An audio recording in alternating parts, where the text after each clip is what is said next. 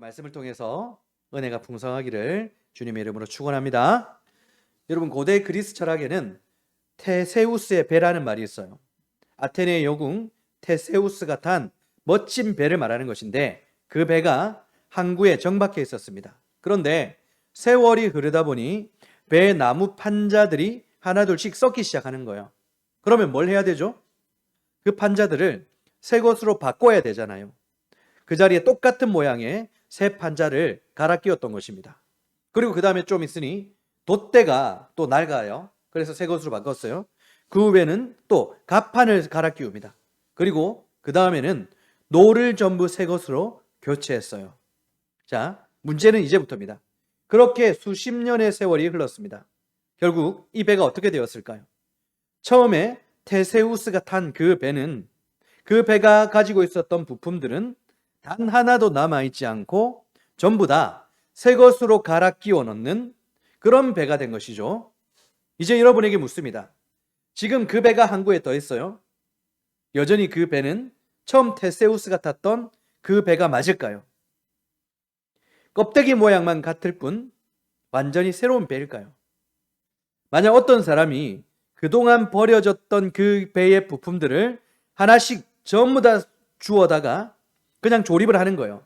그리고 그 배 옆에 갖다 놓았습니다. 그렇다면 둘 중에 어떤 것이 진짜 테세우스의 배일까요? 여러분, 이 질문은 철학자들이 수천 년 동안 했던 괴로운 질문이에요. 여러분의 인생을 한번 되돌아보시길 바랍니다. 20대의 시절과 지금 여러분, 지금 이 자리에 있는 여러분들, 과연 같은 사람일까요? 과거 뜨겁고 열정적인 시간을 보낸 적이 있겠죠. 자존심도 꼿꼿했고 내 인생을 향한 기대와 꿈도 컸을 것입니다.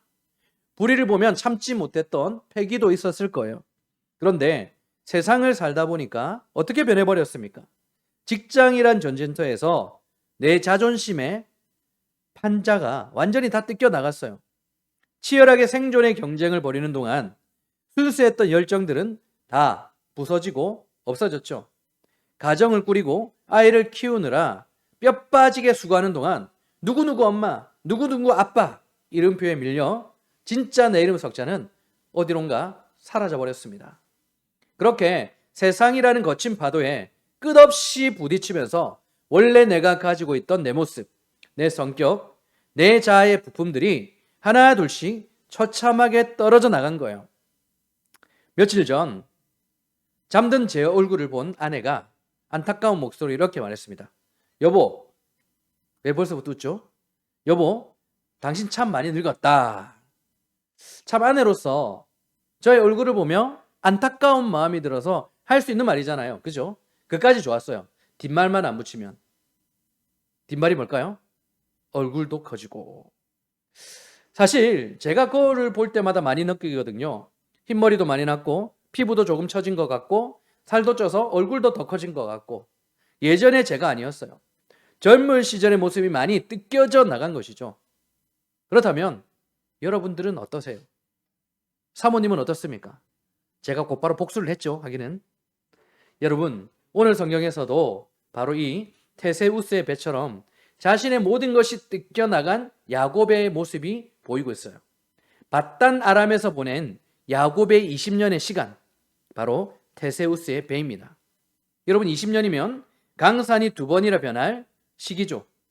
그동안 야곱은 외삼촌 라반에게 기계 부품이 되어 처참하게 뜯겨나가던 시기를 보내고 있었어요.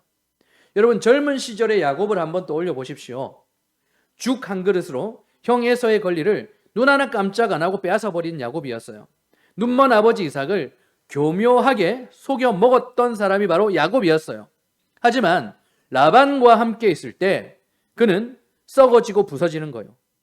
뛰는 놈 위에 나는 놈이 있다고 자신보다 훨씬 더 악독하고 교활한 라반 밑에서 그의 젊음, 그의 열정, 그리고 그 영리하던 잔머리까지 20년의 지독한 착취 속에서 남김없이 다 닳아 사라진 거예요.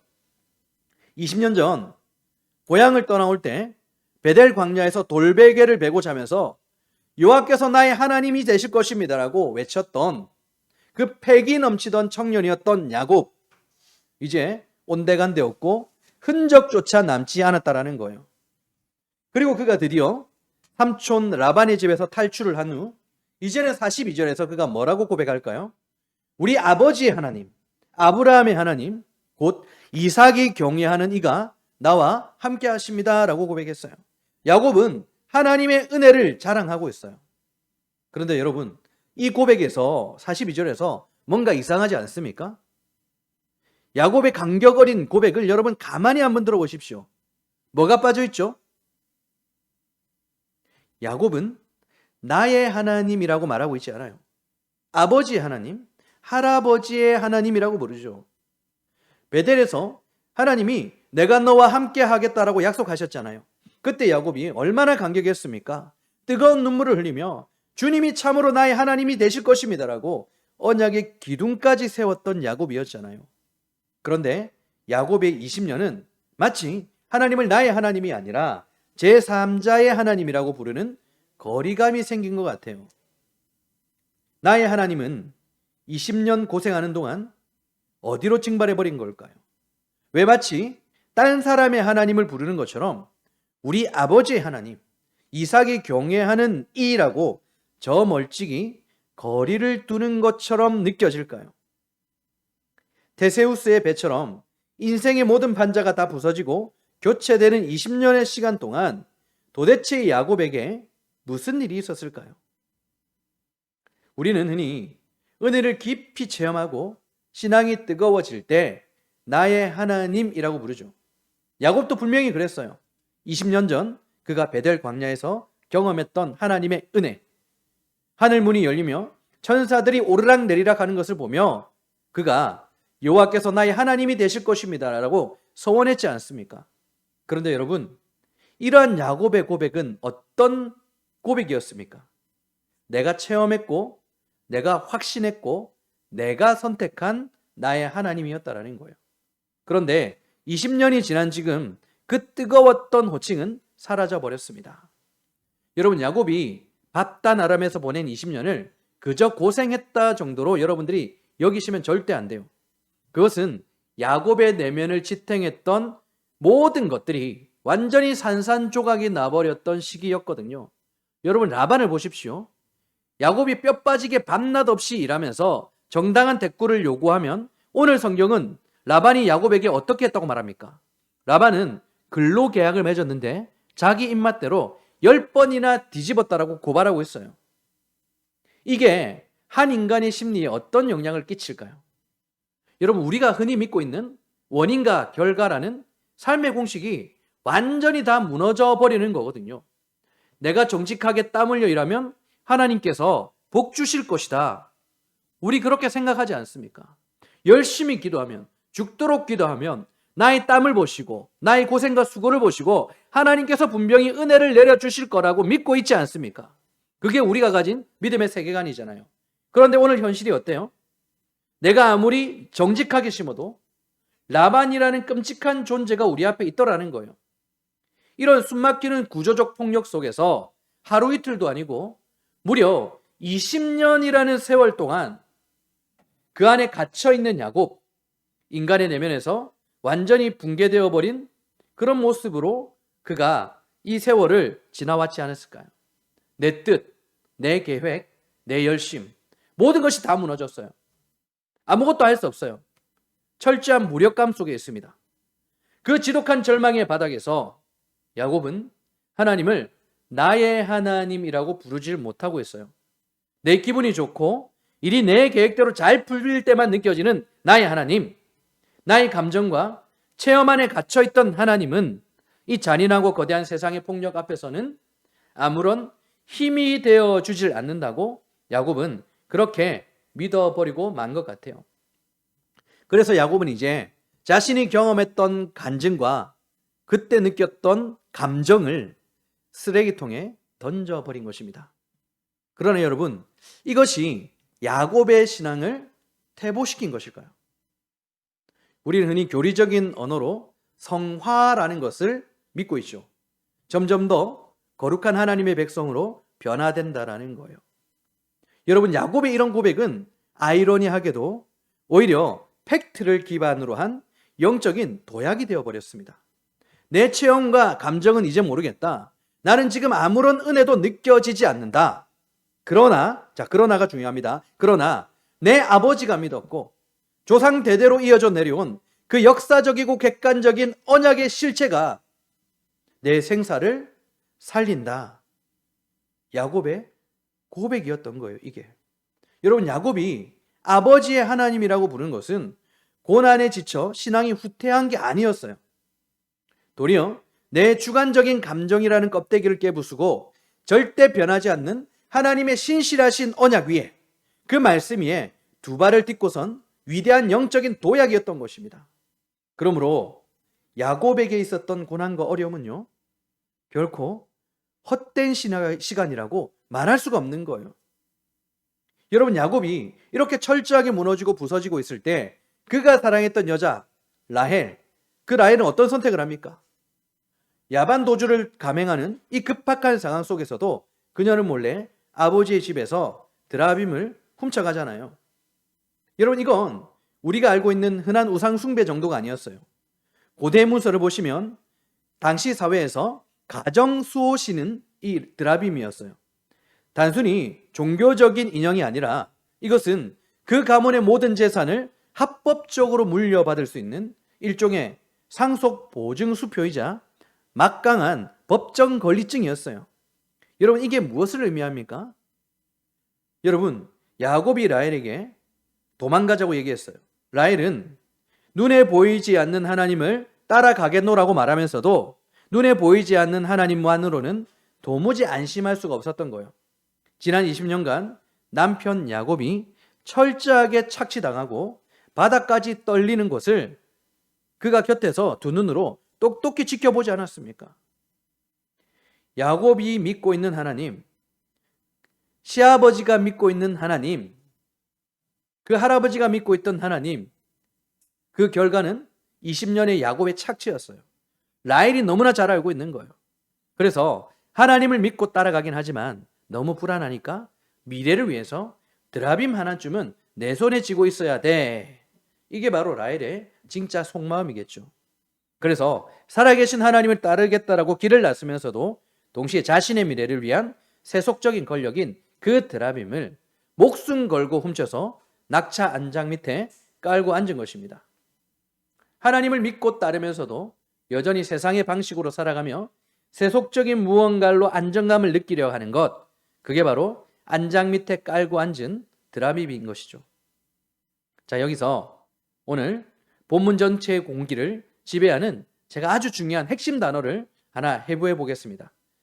여러분, 야곱의 20년을 단 한마디로 요약하는 히브리 단어가 있는데요. 42절이에요.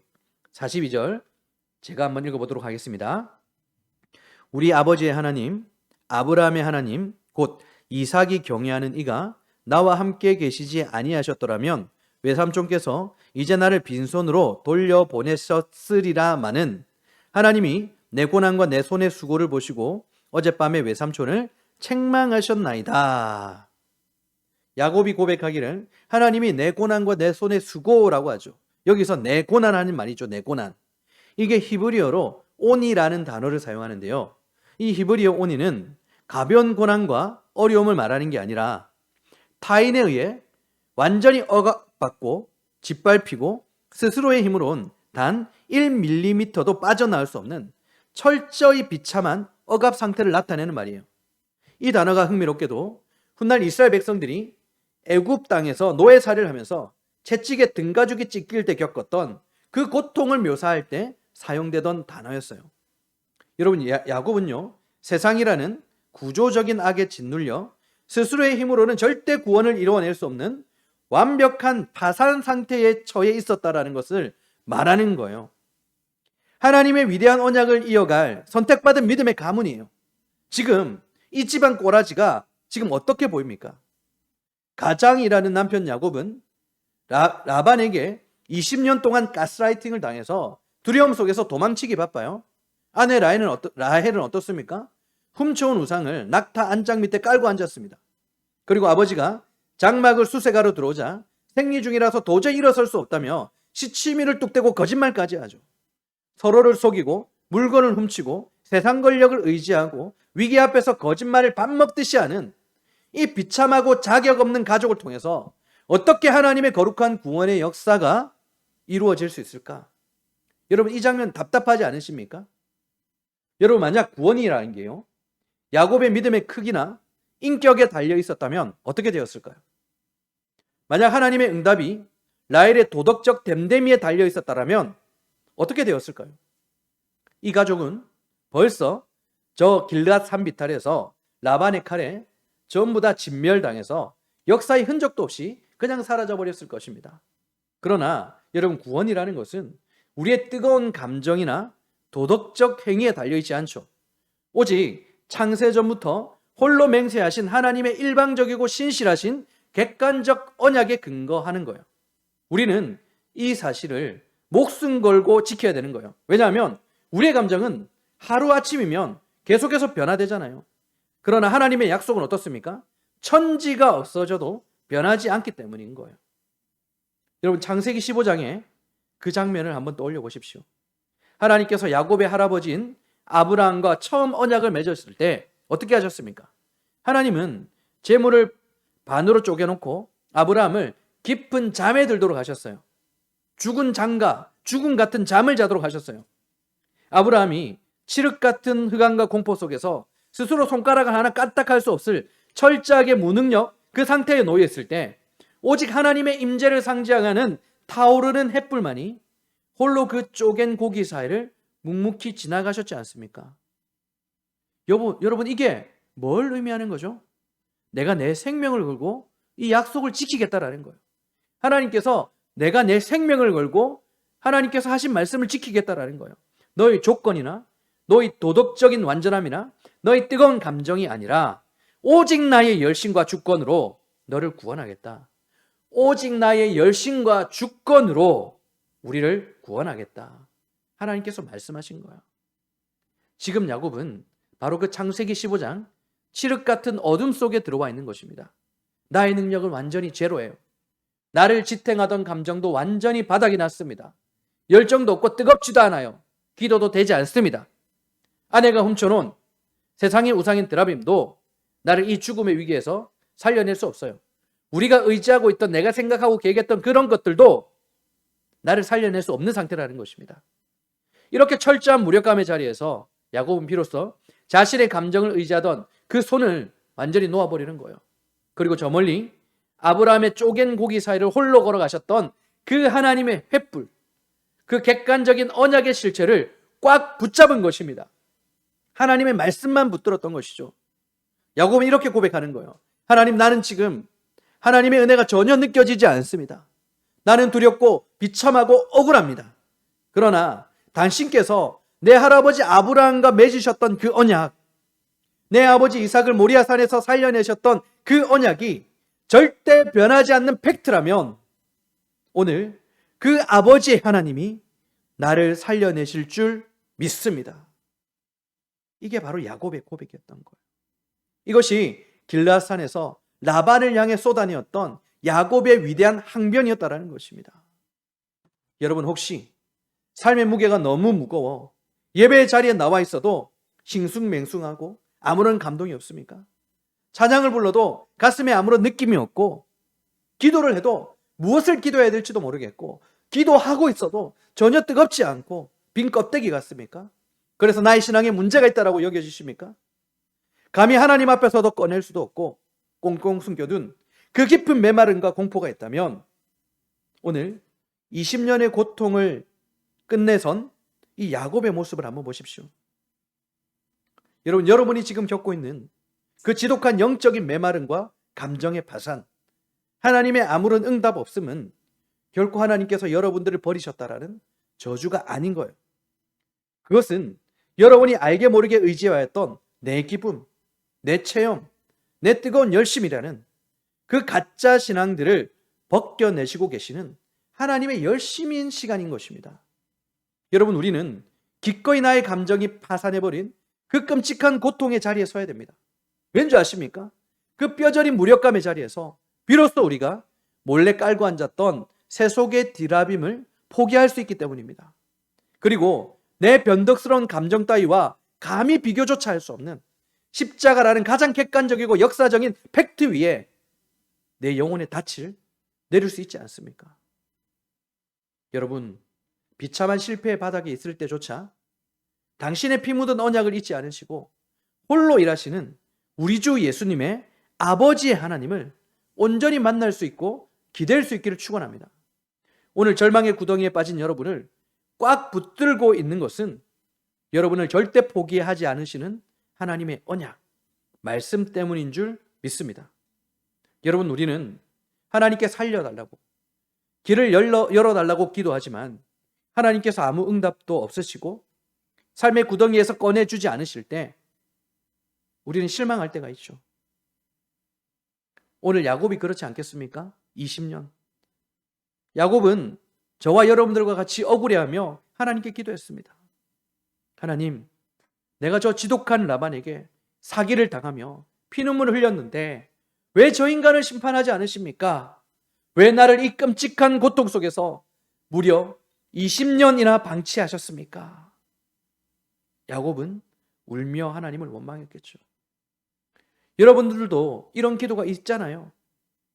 그런데 여러분, 사실 이렇게 하나님께 항변하는 이유는 하나님을 항상 내 편을 들어주고 내 상처에 연고를 발라주며 내 감정에 무조건적으로 공감해주는 다정한 하나님, 그런 하나님으로만 우리가 알고 있었기 때문은 아닐까요?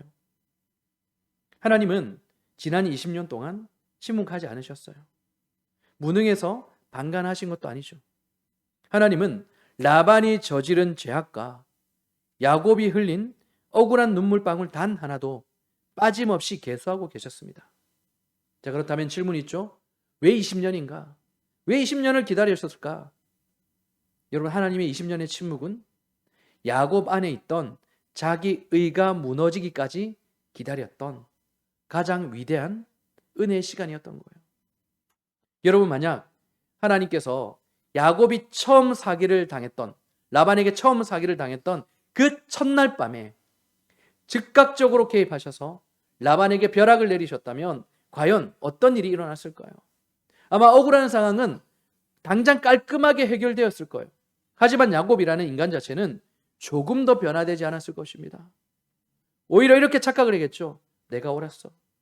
하나님은 내가 원하는 대로 내 타이밍에 맞춰 내 인생의 장애물을 치워주시는 분이야.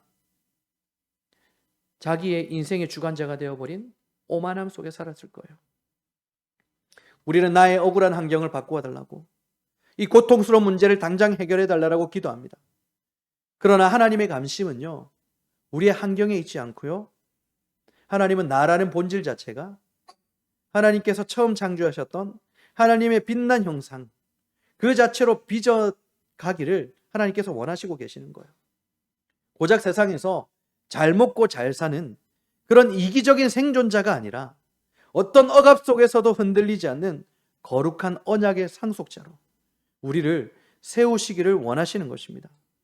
왜냐하면 그것만이 우리 영혼을 살리는 유일한 구원의 길이기 때문이에요.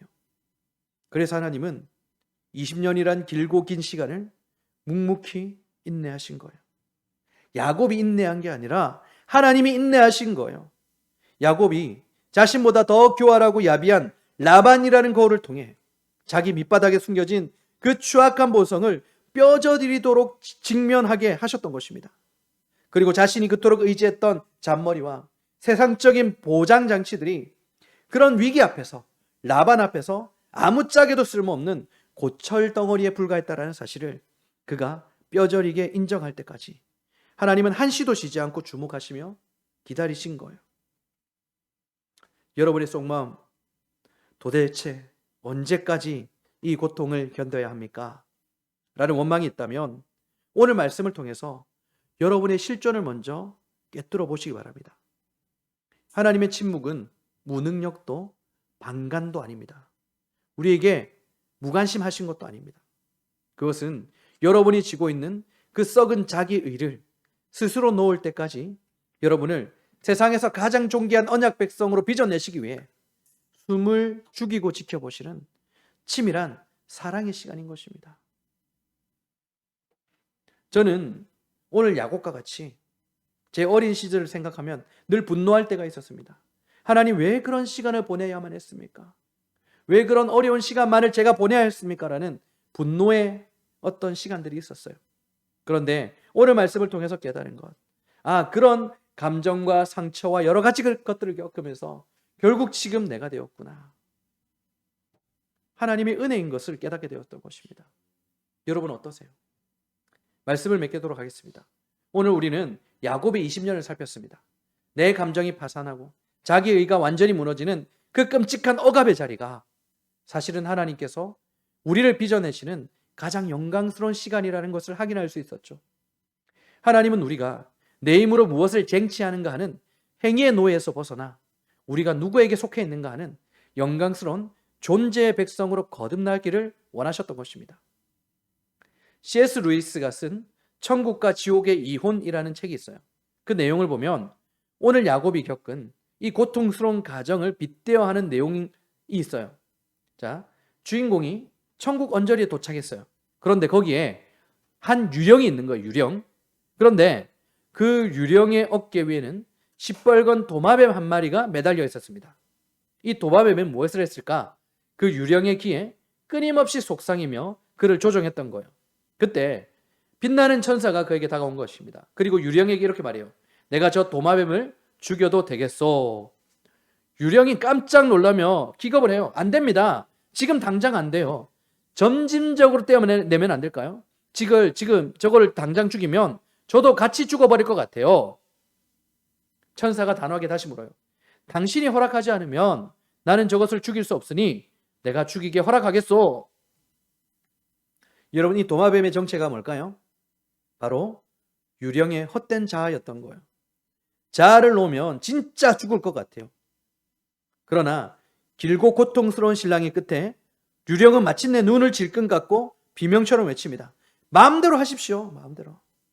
그 순간 천사가 단숨에 도마뱀의 목을 꺾어버려요. 유령은 자신도 함께 죽을 줄 알았어요. 그런데 놀라운 일이 일어납니다. 유령이요, 실체 있고 단단한 영광스러운 인간으로 부활해버린 거예요. 죽은 줄 알았던 도마뱀은 눈부시게 아름다운 백마로 변해버렸습니다.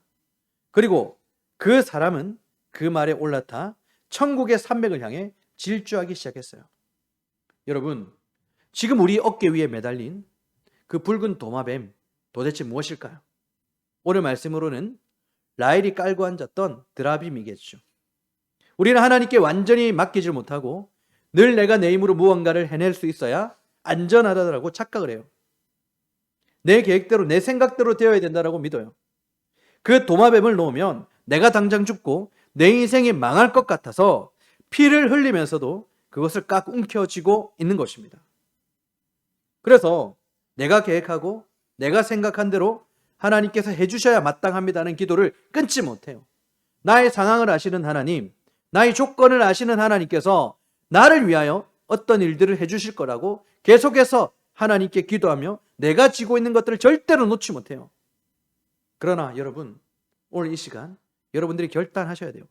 왜냐하면 내 손으로 쥐고 있는 것들, 그것을 내려놓지 않는 한 진정한 구원의 시작, 이 땅에서 하나님의 누림은 결코 시작될 수 없기 때문입니다.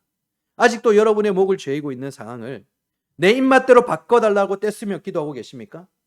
내일 당장 마주할 답답한 일들 때문에 그 일들을 내 힘으로 뒤집어 보려고 머리를 굴리고 계십니까? 이제 이거 멈추라고. 여러분의 어깨 위에 있는 도마뱀을 치도록 하나님의 도움을 구하셔야 된다는 것입니다. 내 어깨 위에 있는 우상들을 가감히 쳐내고 나를 살리는 말씀 위에 나를 세워서 세상을 향해 끊임없이 승리할 수 있는 놀라운 언약 백성으로 살아가시기를 간절히 축원합니다. 그렇게 말씀으로 충만한 백성들이 되어서 우리 주 예수 그리스도의 아버지 하나님을 붙드는 그런 저와 여러분들이 될 수 있기를 우리 주님의 이름으로 축원합니다. 함께 기도하는 시간을 가지도록 하겠습니다.